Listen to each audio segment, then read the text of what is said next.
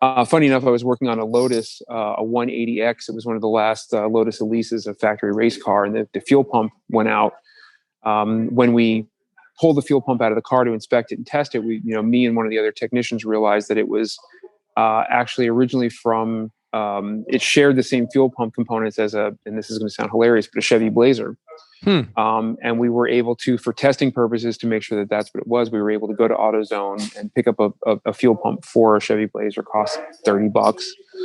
And, and we were able to get the right parts that we needed from that, make it work into the Lotus so that we knew that it's what it was. And then later on, we were able to source an actual, the proper brand of it. But in some cases, if the customer, didn't care about authenticity on a car, if it wasn't that special, we would, absolutely leave it in there and just run it. So some things can be cross-referenced like that. Once in a while. Yeah. And again, it depends on the customer's preference and what the car is. If it's a car with more miles on it, it's not a show car, and they're just driving and say, look, I just want it to work, and I don't want to have to spend $600-700 on this particular part if you can get it for $100.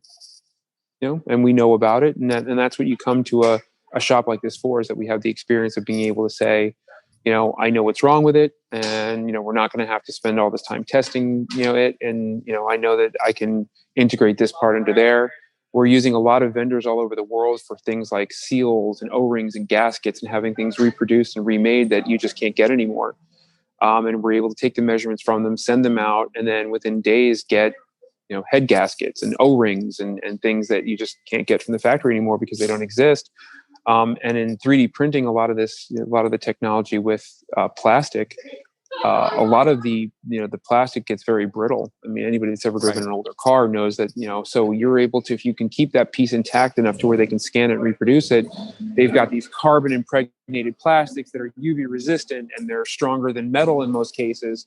And so if you can reproduce certain parts, surrounds around switches and certain things around gauges and whatnot, you can have a part that'll last, longer than the original one, and with made with better quality materials, but it still looks exactly the same.